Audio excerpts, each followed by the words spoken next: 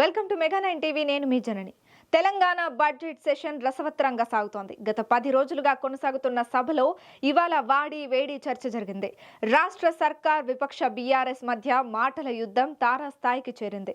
విపక్ష నేత KTR, deputy CM బట్టి విక్రమార్కల మధ్య మాటల తూటాలు పేలాయి. దీంతో శాసనసభలో ఎప్పుడూ లేని విధంగా మరింతగా రక్తి కంటించింది తెలంగాణ శాసనసభ.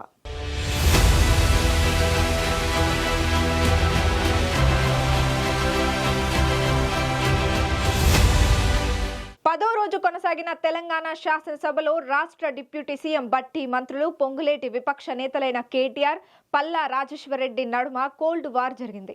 ఒకరిపై ఒకరు తీవ్ర ఆరోపణలు చేసుకున్నారు. ధరణి, భూభారతిపై తీవ్ర స్థాయిలో విమర్శలు చేసుకున్నారు. ధరణి మొత్తం రైతులను నట్టేట ముంచిందని, దళారులకు మేలు చేసిందని అధికార కాంగ్రెస్ వాదించగా, బీఆర్ఎస్ మాత్రం భూభారతి కాదు భూహారతి అవుతుందంటూ కౌంటర్ ఇచ్చింది.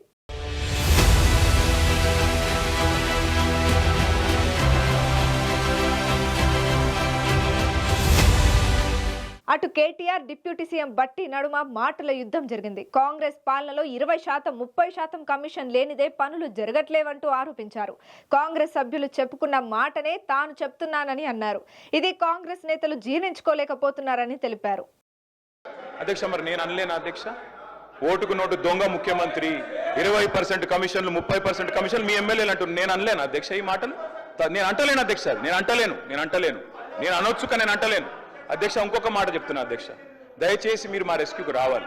నేను ఏం అనలేదు అధ్యక్ష, నేను వారిని ఏం అనలేదు అధ్యక్ష.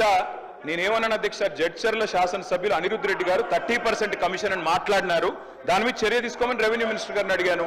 20% కమిషన్ అని కాంట్రాక్టర్లు ధర్నా చేస్తున్నారు సెక్రటేరియట్లో, చర్య తీసుకోమని అడిగినాను. మరి నేను అనొచ్చు కదా అధ్యక్ష, పిసిసి అధ్యక్ష పదవిని 50 కోట్లకు కొనుక్కున్నాడు రేవంత్ రెడ్డి అని చెప్పి కోమటిరెడ్డి వెంకటరెడ్డి అనొచ్చు కదా అధ్యక్ష. ఒక్కసారిగా కేటీఆర్ ఆరోపణల అనంతరం కాంగ్రెస్ నేతలు తీవ్ర అభ్యంతరం వ్యక్తం చేశారు. ఒకంత సభలో గందరగోళం నెలకొంది. మాజీ మంత్రి స్టేట్మెంట్ కి డిప్యూటీ సీఎం బట్టి విక్రమార్క కౌంటర్ ఇచ్చారు. బీఆర్ఎస్ సభ్యులు ఒళ్ళు దగ్గర పెట్టుకుని మాట్లాడాలన్నారు బట్టి. కేటీఆర్ తన ఆరోపణలు నిరూపించాలని సవాల్ విసిరారు. ఏది పడితే అది మాట్లాడితే ఊరుకునే ప్రసక్తే లేదని సీరియస్ అయ్యారు. కేటీఆర్ తన వ్యాఖ్యల పట్ల క్షమాపణలు చెప్పాలని డిమాండ్ చేశారు. కేటీఆర్ కామెంట్స్ ని స్పీకర్ రికార్డుల నుంచి తొలగించారు. నిబద్ధత ఉండాలి. గౌరవ సభ్యులు మాట్లాడేటప్పుడు, ఒక స్టేట్మెంట్ చేసేటప్పుడు ఒళ్ళు దగ్గర పెట్టుకొని మనం మాట్లాడేది కరెక్టా కాదా, ఇది మనం ఏం చేస్తున్నాము నిబద్ధతతో మాట్లాడాలి. ఎంత అధ్యక్షది ఏమనుకుంటున్నారు? ఏది పడితే అది మాట్లాడితే తెలుస్తుంది అనుకుంటున్నారా? లేచిన దగ్గర చూస్తున్నాం అధ్యక్ష ప్రతి స్టేట్మెంట్. ఇక బట్టి వ్యాఖ్యలపై బీఆర్ఎస్ సభ్యులు మాట్లాడే ప్రయత్నం చేయగా స్పీకర్ మైక్ ఇవ్వలేదు. అంతటితో సభ నుంచి వాకౌట్ చేశారు. అసెంబ్లీ లాబీలో గులాబీ నేతలు ఆందోళన చేపట్టారు. రాష్ట్రంలో 20% కమిషన్ సర్కార్ నడుస్తోందంటూ నినాదాలు చేశారు. లాబీలో నిరసన చేపట్టిన బీఆర్ఎస్ ఎమ్మెల్యేలను పోలీసులు అడ్డుకునే ప్రయత్నం చేయబోయారు.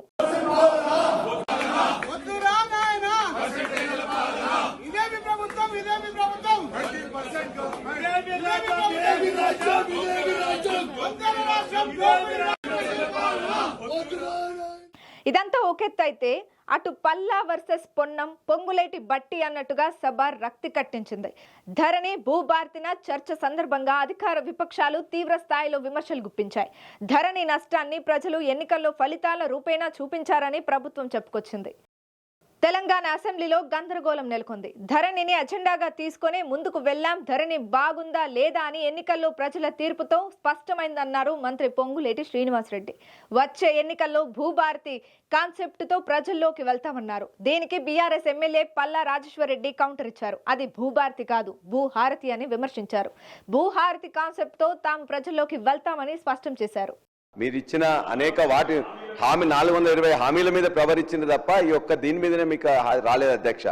మేము కూడా ఖచ్చితంగా చెప్తున్నాం, మేము కూడా మీరు ఏదైతే ఇవాళ భూభారతి పెట్టి భూహారతి చేయబోతున్నారో ఆ భూహారతి మీదనే ఖచ్చితంగా మీరు అనుకున్నట్లయితే ప్రజల ముందుకు మేము వెళ్తాం, మీరు వెళ్తాం. ఖచ్చితంగా ఆ రోజు మళ్ళీ ఏం రెఫరెండ్ వస్తుందో చూద్దాం. వారు చెప్పారు భూస్వాములు, జాగీర్దారులు చాలా మంది ఉన్నారని చెప్పేసి. మరి మీ యొక్క ఈ చట్టంలోనే ఈ యొక్క తెలంగాణ సోషియో ఎకనామిక్ అవుట్బుక్ బుక్ లోనే మీరు ఇచ్చారు ఏమని, ఈ రాష్ట్రంలో 25 ఎకరాల కంటే ఎక్కువ ఉన్న వాళ్ళు ఓన్లీ 9,000 మంది ఉన్నారు మాత్రమే అని మీరు లిస్ట్ ఇచ్చారు. మరి ఎక్కడ భూస్వాములు ఉన్నారు? 52 ఎకరాల పివి నరసింహరావు గారు తెచ్చిన సీలింగ్ యాక్ట్ ప్రకారం 54 ఎకరాల కంటే ఎవరికి ఎక్కువ ఉండకూడదు. ప్రతి రోజున 100 ఎకరాలు 200 ఎకరాలు 400 ఎకరాలు ఉన్నదని చెప్పేసి మాట్లాడుతుంటారు. అవగాహన ఉండి మాట్లాడుతున్నా లేదా అని చెప్పి తెలియదు. ఇది మేము ఫౌతీ ధరణిలో పెట్టిన ఫౌతీలో అంతకుముందు ఫౌతీలో ఏముండేది? ఆనాడు విఆర్ఓ కానీ విఆర్ఓ కానీ ఆ గ్రామాలకు పోయి 45 రోజుల నోటీస్ ఇచ్చి వాళ్ళందరూ కూర్చొని మాట్లాడుకొని అక్కడికి రమ్మని చెప్పేవాళ్ళు. మేము పెట్టిందేంటి ధరణిలో? ఇవాళ ఈ విఆర్ఓ వద్దు, నోటీసులు వద్దు, డైరెక్ట్ గా మీ కుటుంబం వాళ్ళే మాట్లాడుకోండి, మీరు వచ్చి మాట్లాడుకొని మీరు ఒప్పుకున్నట్లయితే ఇక్కడ ఇమ్మీడియట్ గా కూడా మీకు రిజిస్ట్రేషన్ కూడా ఫౌతీ సక్సెస్ అవుతుంది. కాబట్టి ఒకవేళ మీరు ఒప్పుకోనట్లయితే మీరు కోర్టుకు వెళ్ళండి అని చెప్పినాం. మళ్ళా మీరు ఇలా బయటికి మళ్ళా పంపించి మళ్ళా విఆర్ఓని కూర్చుని నోటీసులు ఇచ్చేసి ఆ యొక్క ఫౌతీ సెక్షన్ లో కూడా మళ్ళా వివాదాలు సృష్టించే విధంగా ఈ చట్టంలో చెప్పబడింది. అసత్యాన్ని సత్యంగా చేయాలని ఏదైతే ఆతృత పడుతున్నారో అవన్నీ రేపొద్దున రూల్స్ అంటే మీరు మాట్లాడే దాంట్లో నైతిక హక్కే లేదు. మీరు 2020లో చట్టాన్ని చేసి మీరు దిగిపోయేంత వరకు ఆ చట్టానికి సంబంధించిన రూల్సే ఫ్రేమ్ చేయని మీరు భూభారతిని మేము 2025 జనవరి 4వ తారీఖున చట్టం తీసుకొచ్చి రూల్స్ ఫ్రేమ్ చేసి పెడుతున్న మమ్మల్ని ఏదైతే మీరు మాకు చూపిస్తుంటే అసలు మిమ్మల్ని ఎలా ప్రజలు అర్థం చేసుకుంటారో మీరు అర్థం చేసుకోవట్లే. ఏదైతే మాన్యువల్ పానీ అంటారు, విఆర్ఓల్ని తీసేసామంటారు. ఎస్, మీరు తప్పు చేశారు కాబట్టే విఆర్ఓ వ్యవస్థలో మంచి వాళ్ళని తప్పకుండా ప్రతి రెవెన్యూ విలేజ్కి ఒక ఆఫీసర్ని పెడుతున్నాం. బేఫిగర్గా చెప్తున్నాం, చట్టంలోనే కాదు, ప్రజలు అడుగుతున్నారు, కోరుకుంటున్నారు. అనేక సందర్భాల్లో చెప్పినాం. ఏదో నట మాన్యువల్ పానీ అట, మళ్ళీ ఏదో ఓపెన్ చేస్తున్నట, మ్యూటేషన్ అట అంటే కట్టుకథలు మళ్ళీ చెప్పి ఆ కట్టుకథల్ని పదే చెప్పి ఇది నిజమని ఒప్పించడానికి గౌరవ సభ్యులు ఏదైతే తాపత్రయపడుతున్నారో అది వారి విజ్ఞతకే వదిలేస్తున్నారు. అధ్యక్ష, ఇటీవల జరిగినటువంటి ఎంఎంటీఎస్ ఘటన కూడా సభలో చర్చకు వచ్చింది. రాష్ట్రంలో శాంతి భద్రతలు క్షీణించాయన్నారు బీఆర్ఎస్ ఎమ్మెల్యే పల్లా. ఎంఎంటీఎస్ లో యువతిపై అత్యాచార యత్నం జరిగి 2 రోజులు గడుస్తున్నా చర్యలు తీసుకోకపోవడంతో ప్రభుత్వం విఫలమైంది అని ఆరోపించారు. 2 రోజులుగా కనీసం నిందితుడిని పట్టుకునే ప్రయత్నం చేయలేదని ఫైర్ అయ్యారు. దీనికి మంత్రి పొన్నం స్పందించారు. ఎంఎంటీఎస్ ఘటనలో నిందితుడిని అరెస్ట్ చేశామన్నారు. ప్రజలతో ఫ్రెండ్లీ పోలీస్ గా ఉంటూనే నేరస్తులపై ఉక్కుపాదం మోపుతున్నామన్నారు. పోలీసులను రాజకీయాల్లోకి లాగొద్దన్నారు పొన్నం ప్రభాకర్. అధ్యక్ష, నిన్న ఎంఎంటీఎస్ రైల్లోకి ప్రయాణిస్తున్న వాళ్ళ మీద ఇమ్మీడియట్ గా అటాక్ జరిగితే పట్టించుకున్న నాదు లేదు అధ్యక్ష. ఒక అడ్వకేట్ ని అడ్డంగా నరికేసింది అధ్యక్ష హైదరాబాద్ నగరంలో. ఇక కత్తులు పట్టుకొని మొత్తం కూడా ఇలా వీరవిహారం చేస్తున్న పరిస్థితి ఉన్నది అధ్యక్ష. నిన్న ఎంఎంటీఎస్ కు సంబంధించిన రైల్లో జరిగిన సంఘటనలో నిందితుడు అరెస్ట్ చేయబడినాడు. అక్కడ పోలీస్ స్టేషన్ ఉన్నాడు. మీరు ఎవరు పట్టుకోలేదని అంటారు. తర్వాత మీరు పోలీసులకు సంబంధించి సంస్కరణలు చేసినారు. తప్పేం లేదు, సంస్కరణలు చేయడం లోపల ఇది మనం డెఫినెట్లీ చేయాలి. మీరు రాకముందు కూడా పోలీసింగ్ చాలా మొత్తం నక్సలైట్ వ్యవస్థ కావచ్చు, లా అండ్ ఆర్డర్ వ్యవస్థ కావచ్చు, చాలా పకడ్బందీగా పనిచేసినాం. మీరు ఎంతసేపు మీరు చేస్తున్నటువంటి ప్రజా ఉద్యమాలను తెలంగాణ చౌక్తో ఎత్తేస్తూ కూడా నిర్బంధము నియంతృత్వంతో నడిపేటువంటి ప్రయత్నం కొరకు మీరు పోలీసులు ఎప్పుడు కూడా స్ట్రెంథనింగ్ చేసుకుని ఉండరు. మేము దాన్ని ప్రజలకు సంబంధించి ఉపయోగించే ప్రయత్నం చేస్తాం.